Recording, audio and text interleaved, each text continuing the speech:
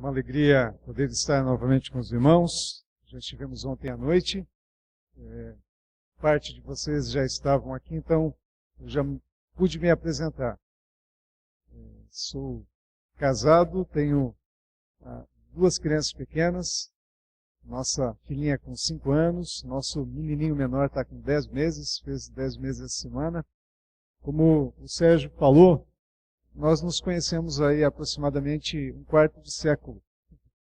É um tempo de caminhada. E nos conhecemos num momento bem diferente. Éramos mais feios.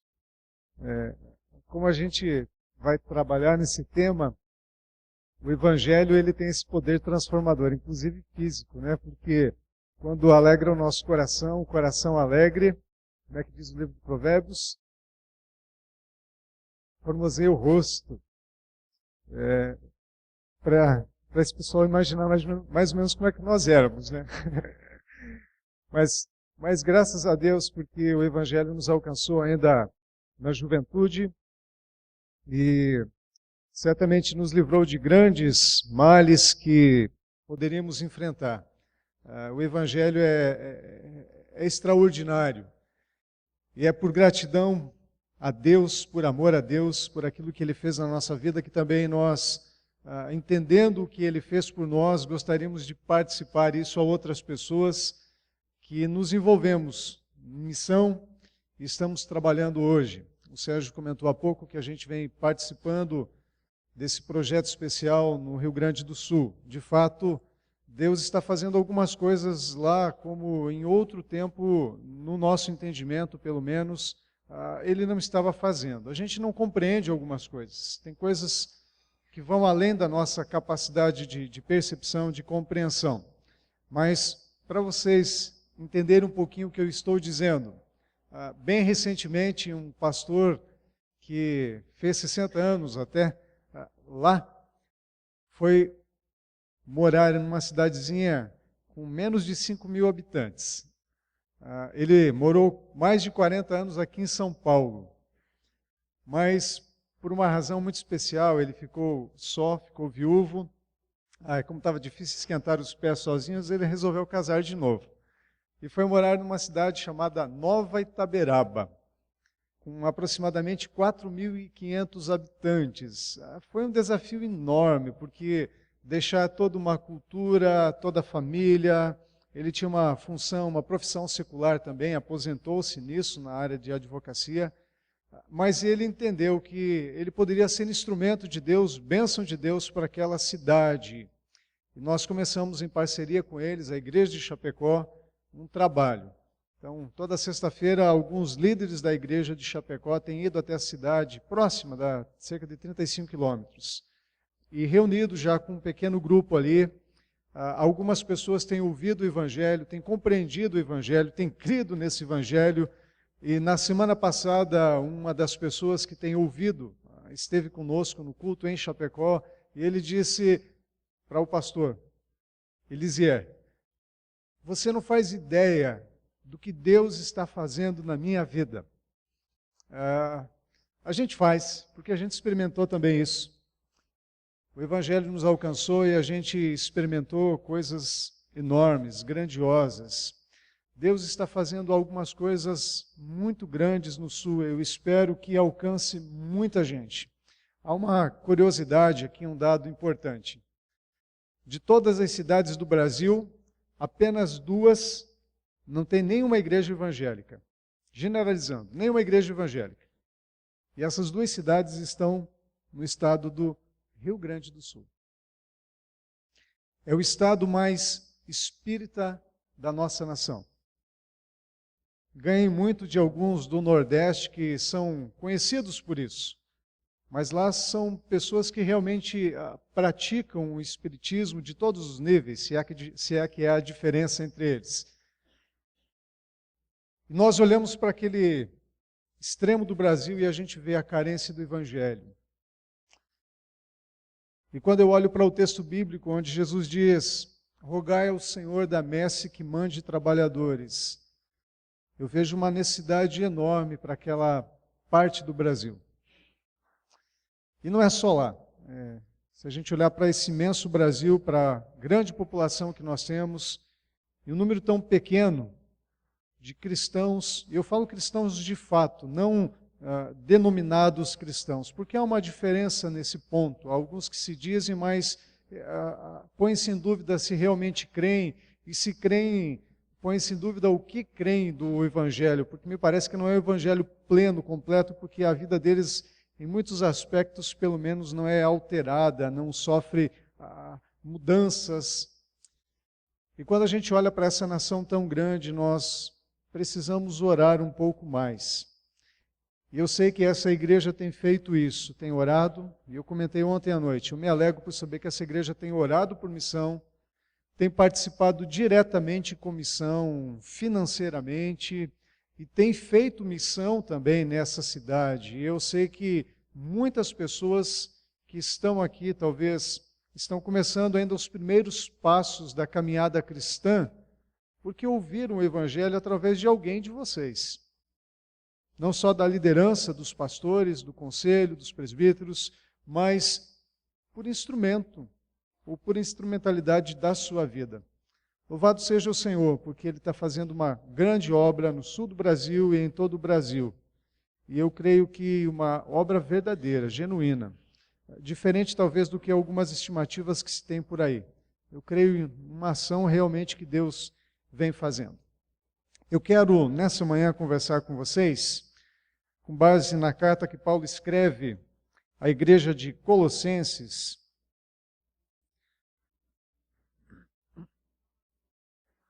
Eu gostaria muito de conversar sobre toda essa carta, mas não nos será possível. Então fica aí o desafio de você ler com mais tempo, porque esse nosso tema, que nos faz pensar sobre missão, sobre discipulado para transformar vidas, ele é muito presente nessa carta que Paulo escreve a essa igreja lá do primeiro século. Colossenses, capítulo 1.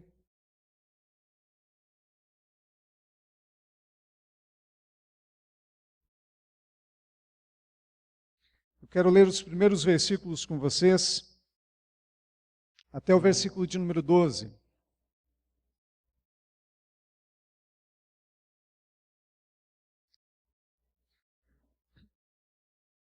Colossenses, capítulo 1, do versículo 1 até o 12, diz assim: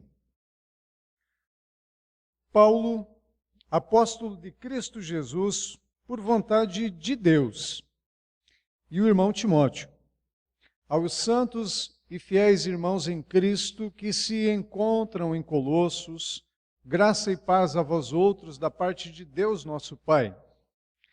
Damos sempre graças a Deus, Pai de nosso Senhor Jesus Cristo, quando oramos por vós, desde que ouvimos da vossa fé em Cristo Jesus e do amor que tendes para com todos os santos, por causa da esperança que vos está preservada nos céus, da qual antes ouvistes pela palavra da verdade do Evangelho que chegou até vós, como também em todo o mundo está produzindo fruto e crescendo. Tal acontece entre vós desde o dia em que ouvistes e entendestes a graça de Deus na verdade, segundo fostes instruídos por Epáfras, nosso amado conservo, e quanto a vós outros, fiel ministro de Cristo, o qual também nos relatou do vosso amor no Espírito. Por essa razão, também nós, desde o dia em que o ouvimos, não cessamos de orar por vós e de pedir que transbordeis de pleno conhecimento da sua vontade, em toda a sabedoria e entendimento espiritual, a fim de viverdes de modo digno do Senhor, para o seu inteiro agrado, frutificando em toda boa obra e crescendo no pleno conhecimento de Deus, sendo fortalecidos com todo o poder, segundo a força da sua glória, em toda a perseverança e longanimidade, com alegria, dando graças ao Pai, que vos fez idôneos à parte que vos cabe da herança dos santos na luz. Quando nós falamos acerca do Evangelho, comentávamos ontem à noite que o cerne de todo o Evangelho é a pessoa de Cristo, quem Ele é, o que Ele fez na cruz por nós. O Verbo eterno descendo até nós, fazendo-se homem, morrendo numa cruz, para que por meio da sua morte a ira, a justiça de Deus, que deveria recair sobre nós, recaindo sobre Ele, seja cumprida essa justiça de Deus. E então possamos novamente ser reconciliados com Deus. Mas o Evangelho completo, pleno, não se limita a apenas isso. Ele vai além do que Cristo fez na cruz para nos reconciliar. O Evangelho ele tem um objetivo muito maior. Visa transformar a nossa vida, nos conformar à plena imagem de Cristo. Em simples palavras, o que Deus tem para a minha vida, para a sua vida, é nos fazer pessoas semelhantes à pessoa de Cristo, sim. Deus não apenas intenciona que eu e você creiamos em Cristo no que Ele fez, para que eu e você, crendo, vivamos alegres, felizes, tenhamos o perdão dos nossos pecados, mas vivamos de qualquer maneira. Não. O plano de Deus, o propósito de Deus, é que a nossa vida nesse mundo seja vivida segundo o plano, o propósito eterno de Deus, antes de sequer, ou antes mesmo de ter criado o mundo. O que Deus projetou para a nossa vida não é algo planejado pós-criação, mas algo planejado pré-criação. O Deus eterno resolveu nos criar e resolveu planejar como nós deveríamos ser e viver antes mesmo de ter nos criado. Parece-me que Paulo procura mostrar exatamente isso para a igreja de Colossos. A igreja havia ouvido acerca do Evangelho por meio de um dos membros da equipe missionária de Paulo, ou da qual Paulo também fazia parte. Ele não estava só, haviam vários missionários que foram para vários lugares. Paulo mesmo não esteve em Colosso, mas um homem chamado Epáfras havia passado por aquela cidade, pregado o Evangelho. E as pessoas ouviram acerca do que Cristo fez por elas. E eles creram naquilo. E quando nós olhamos para o perfil dessa cidade, quando nós olhamos para a maneira como essa cidade vivia, nós vamos ver um povo que vivia muito distante de Deus. Segundo alguns historiadores, a igreja de Colosso e a cultura da cidade de Colosso era muito semelhante à cultura de Roma. Então dá para você imaginar a questão das crenças, como eles criam em vários deuses, o politeísmo ali presente. E por consequência, a crença nessa diversidade de deuses falsos, certamente, implicava também na conduta ética, moral desse povo. A maneira como essa gente vivia era muito distante de Deus. Os pecados ali presentes eram os mais variados, e muitos mesmo em quantidades. Mas o Evangelho chegou naquela cidade e começou a transformar a vida daquelas pessoas. E Paulo começa essa carta louvando a Deus. Ele diz, no versículo de número 3, nós sempre damos graças a Deus, Pai de nosso Senhor Jesus Cristo, quando nós oramos por vocês. E aqui está um ponto importante, pelo que os pastores devem orar pela sua igreja ou pela igreja de Cristo. Talvez muito diferente daquilo que a gente vê, especialmente na mídia televisiva hoje, porque os pastores parecem que estão orando por vários motivos diferentes do que Paulo orava. A gente vê na mídia aí pastores orando para que as pessoas tenham mais saúde, tenham mais um carro, uma casa melhor, prosperidade e tantas outras coisas. Mas Paulo se põe a orar a Deus, agradecendo aquilo que Deus estava fazendo internamente na vida das pessoas. Primeiramente, ele diz assim: nós agradecemos a Deus quando nós oramos por vocês, porque nós ouvimos, versículo 4, da fé que vocês têm em Cristo. Nós agradecemos a Deus porque Ele fez que vocês, assim como eu e os demais, sejamos participantes da obra redentora de Jesus. É curioso porque às vezes as pessoas até pedem muitas orações, mas o texto nos ensina algo que realmente vale a pena louvar Deus, exaltar Deus. Eu creio que seja a obra principal, maior, sem dúvida. As demais dádivas do Senhor são boas, nos são agradáveis, mas a maior dádiva pela qual nós devemos sempre dar graças é a fé que Deus mesmo plantou no nosso coração, a fé em Cristo, a fé no nosso Salvador.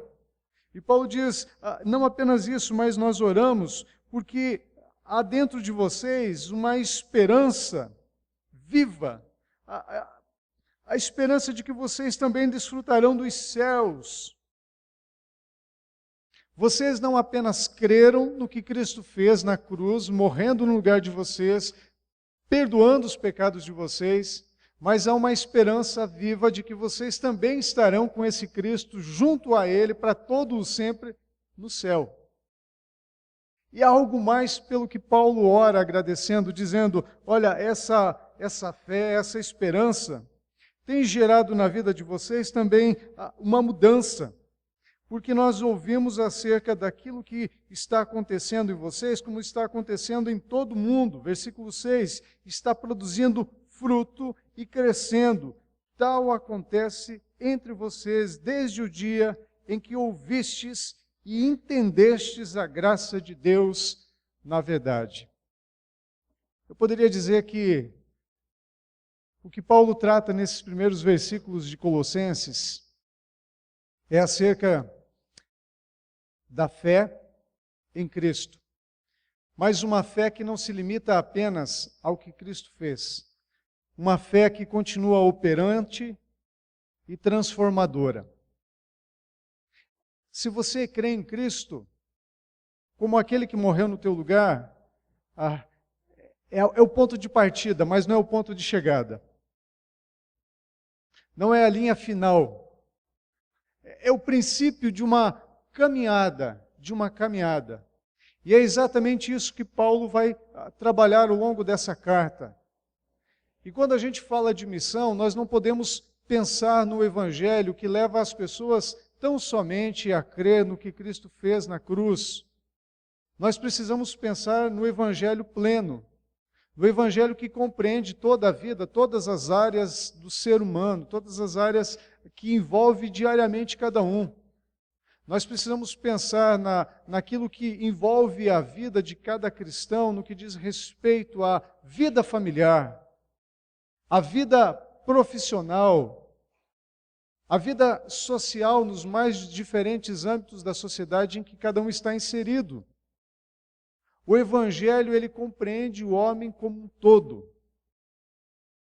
Um pastor chamado Tim Keller, ele fala alguma coisa interessante. Ele diz assim que o Evangelho é o Evangelho de A a Z.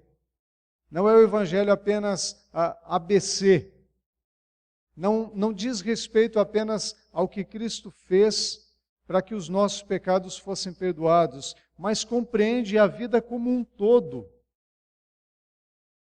É preciso que a gente ouça o Evangelho ABC, compreenda o que Cristo fez, mas e a partir daí? A partir daí nós precisamos também compreender o Evangelho de A a Z, que vai alcançar todas as áreas da nossa vida, vai redimensionar o nosso jeito de ver o mundo, a nossa cosmovisão, vai redimensionar o nosso jeito de viver diariamente, de nos relacionarmos como igreja, de individualmente mudar o nosso jeito de ser e pensar também na nossa casa, na nossa família. E Paulo vai tratar acerca disso a partir do versículo de número 9. eu queria que você voltasse os seus olhos para esses versículos, porque ele diz, por essa razão qual? Aquilo que fora dito antes, que eles já haviam crido em Cristo, mas haviam compreendido o Evangelho do que Cristo havia feito na cruz. E Paulo diz, por essa razão, porque vocês já creem em Cristo, também nós, desde o dia em que ouvimos acerca dessa fé que vocês têm, nós não cessamos de orar por vós e de pedir que transbordeis de pleno conhecimento da sua vontade, em toda a sabedoria e entendimento espiritual. Eu quero ir devagar aqui com vocês, porque é importante nós pensarmos alguns aspectos importantes daquilo que deve acontecer com a nossa vida, uma vez que nós cremos em Cristo. Paulo diz assim, eu oro, primeiramente agradecido a Deus por aquilo que Ele já fez, mas eu oro suplicando a Deus por algo mais.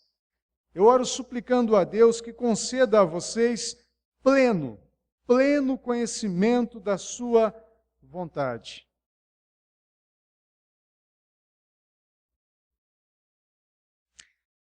O bom da gente estar com um grupo como vocês é que nós não conhecemos ninguém, há algumas exceções, certamente.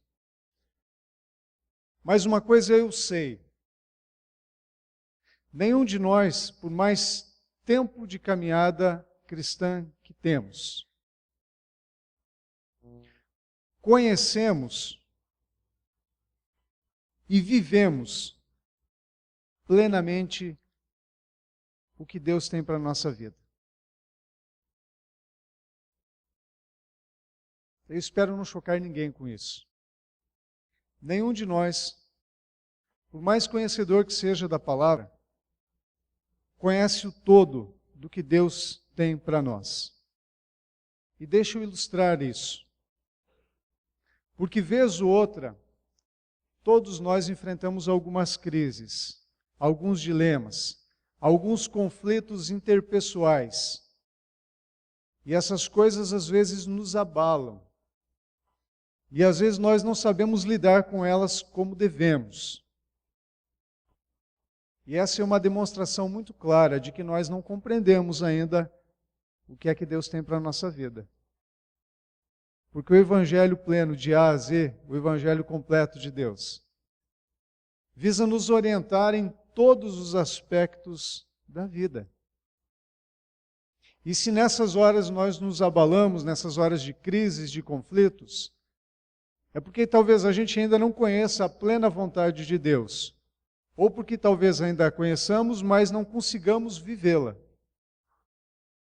E Paulo diz aqui à igreja de Colossos, eu rogo que Deus conceda a vocês pleno conhecimento. Eu não cesso de orar, nós não cessamos de orar por vocês e de pedir que transbordeis de pleno conhecimento de Deus. E aqui está um ponto interessante. Porque quando nós pensamos em igreja, como liderança, e eu penso que isso não é diferente aqui na igreja de Santo Amaro, muitas vezes nós fizemos todo um planejamento de como é que a igreja vai poder conhecer mais acerca da palavra. E nós fizemos toda uma grade curricular para a escola dominical, para o ensino de pequenos grupos. E isso é importante, dar essa informação. Mas Paulo não se limita a isso, ele diz assim, nós não cessamos de orar a Deus para que vocês conheçam plenamente a vontade dEle. Paulo não está desvinculando uma coisa de outra, ele está falando, é importante que vocês conheçam, ouvindo, mas é importante que esse Deus mesmo haja sobre a vida de vocês, concedendo graça para que vocês compreendam essa vontade, aceitem essa vontade. Em simples palavras, o conhecimento pleno da vontade de Deus não é alguma coisa que se limita ao nosso campo intelectual, da informação. É preciso uma ação maior que parte de Deus agindo diretamente dentro de nós. Paulo diz: eu rogo a Deus, para que vocês conheçam plenamente.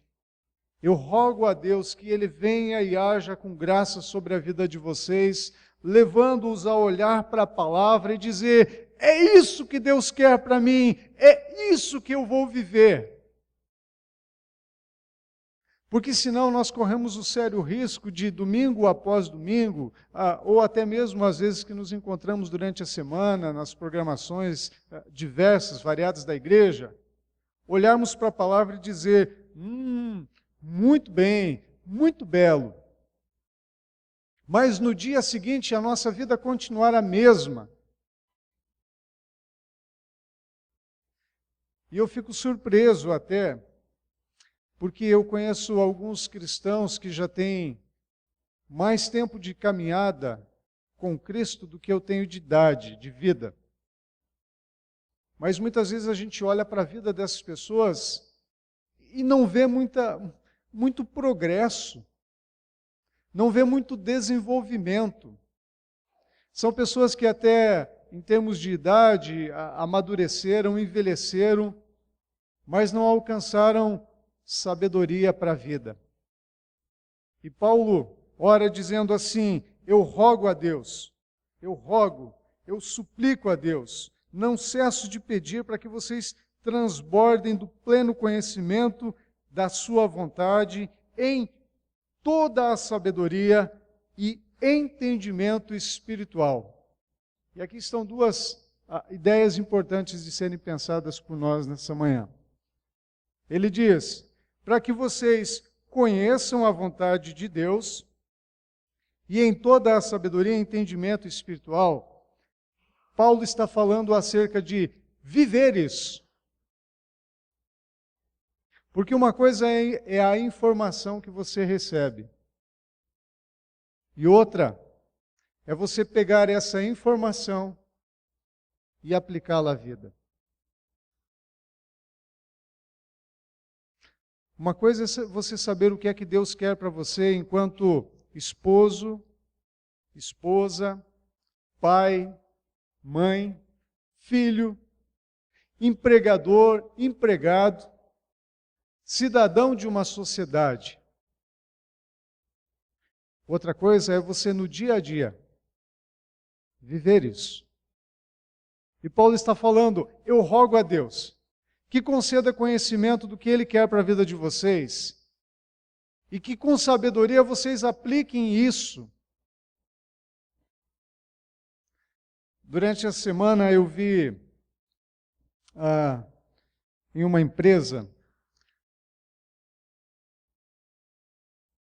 um pensamento bem interessante. Eu não consegui decorar, até porque o texto era um pouco grande.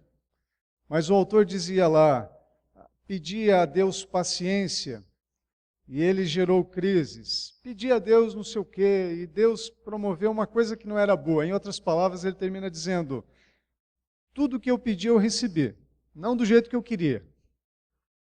Agora é interessante como é que Deus trabalha na nossa vida. Porque Ele usa caminhos, às vezes, muitas vezes, diferentes do que nós planejamos, pensamos, para tratar conosco. Para tratar conosco. E o que é que Deus vai fazer na nossa vida? Ele vai usar todo o cenário no qual nós estamos inseridos para fazer com que a gente conheça a vontade dEle e viva a vontade dEle. Eu queria que nós, partindo daqui, olhássemos para algumas outras partes desse texto da igreja, ou da carta à igreja de Colossos, e pensássemos que onde Deus nos colocou, onde Deus colocou você, quem você é e onde você está, Deus faz com que você, nesse local, possa conhecer a vontade dEle e viver a vontade dEle. Para quê? Olha, volte seus olhos para o versículo de número 10. A fim de viverdes de modo digno do Senhor, para o seu inteiro agrado, frutificando em toda boa obra e crescendo no pleno conhecimento de Deus. Eu não sei se você já parou para pensar sobre isso. Ontem à noite comentava que às vezes nós somos muito mais humanistas do que teístas, né? Porque às vezes a gente faz uma dicotomia dizendo a minha vida espiritual, mas a minha vida, aqui que diz respeito à vida profissional, familiar, e a gente trata como se fossem dois departamentos diferentes. Mas quando a gente olha para o projeto de Deus, isso não é assim. Deus diz que quem nós somos para vivermos de tal modo que Deus seja honrado, glorificado, através das nossas ações. Ele diz, eu oro a Deus a fim de que vocês conheçam a sua vontade, a fim de que vocês vivam de modo digno do Senhor para o seu inteiro agrado. E às vezes a gente começa a olhar para a vida e olhar para algumas coisas que a envolvem, e a gente diz, mas isso não está me agradando muito. Esse negócio aí que a igreja está pensando, vai tomar muito tempo, eu não tenho tempo para me dedicar. Esse negócio aí que a igreja está planejando, de levar o evangelho a outras pessoas, me envolver em grupos pequenos, ou me envolver em alguma outra programação, eu não sei não, mas nesse momento eu tenho outras prioridades. O texto nos diz que a nossa vida não é para ser vivida para o nosso agrado, mas para o agrado de Deus. E aqui está um paradoxo bastante interessante. Porque sabe o que é que vai nos agradar verdadeiramente? Vivendo da forma que agrada Deus. E eu preciso ilustrar isso para vocês. Eu conheço gente, e bem provavelmente você conhece alguém também, que planejou como é que deveria viver. E fez todo um projeto, a curto, médio e longo prazo. Com tantos anos eu vou me formar, com tantos anos eu vou fazer isso e vou fazer aquilo, e vou conquistar isso. E eu conheço gente que foi bem sucedida sobre isso. Por exemplo, tem um senhor que planejou aos 40, no máximo 45 anos, estar materialmente estruturado de maneira que ele pudesse já começar a viver a sua aposentadoria. Talvez seja o sonho de uma grande maioria dos brasileiros. E ele conseguiu isso. Mas a um custo muito alto. E o custo que ele teve foi de deixar a esposa, deixar a filha. E ele atingiu o sucesso profissional que muitos gostariam de ter. E ele atingiu o ápice, talvez, de conquista material e construiu um patrimônio muito grande. Mas conversando com ele, perguntando a ele, e aí? Você está feliz? A resposta dele é, não. Eu pensei que isso me agradaria. E até ter essas coisas, em alguma medida, me agradou sim. Mas quando eu deixei de agradar Deus, no que diz respeito a outras áreas da minha vida, eu colhi tristeza e infelicidade. E eu tenho uma filha que hoje já é adulta e ela está distante de mim, emocionalmente, porque eu nunca vivi próximo dela, nem física e nem emocionalmente.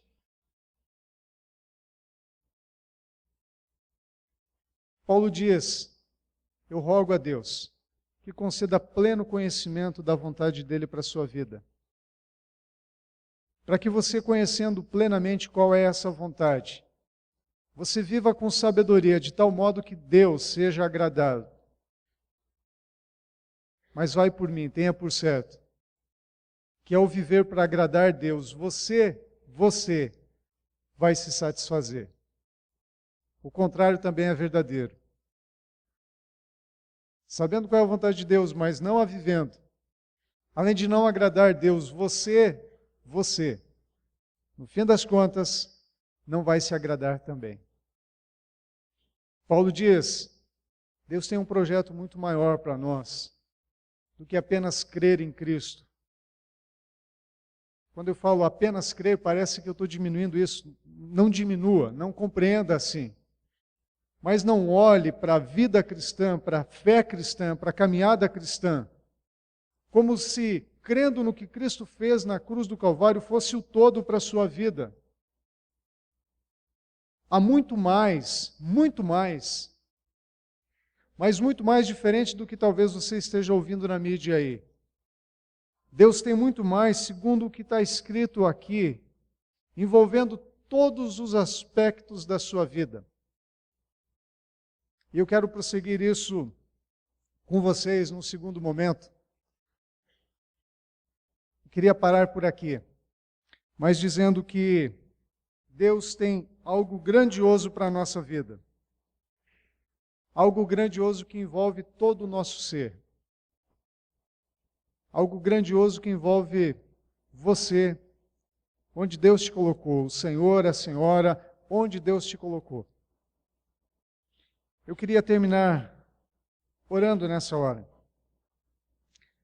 Nós vamos prosseguir partindo desse texto depois, mas eu queria orar contigo nesse instante. Senhor,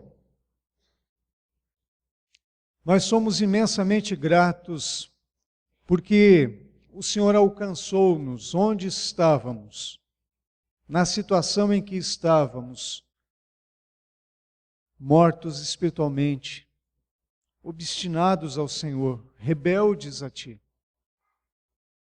E com graça, o Senhor transformou a nossa vida, nos levando à fé em Cristo.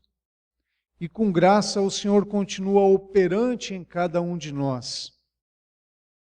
Senhor, quando nós falamos de missão, nós não podemos pensar apenas no que diz respeito àqueles que ainda não Te conhecem, mas nós precisamos pensar também acerca da nossa vida. Porque há áreas em nós que ainda precisam de conhecimento da vontade do Senhor. E talvez nessa manhã, Deus, haja entre nós pessoas que já têm um bom tempo de caminhada com o Senhor, mas que ignoram parte daquilo que o Senhor tem para as suas vidas. E por não conhecerem o que o Senhor tem para a vida deles, vivem distante do Senhor, vivem de modo que não Te agradam. E por viverem de modo que não Te agradam, colhem como consequência dores, tristezas, crises.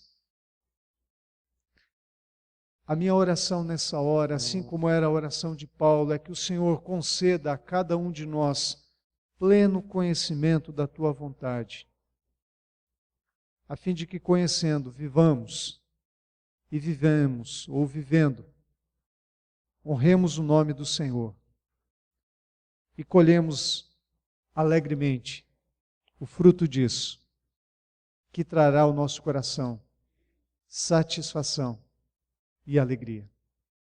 Conceda-nos, Deus, em nome de Jesus. Amém.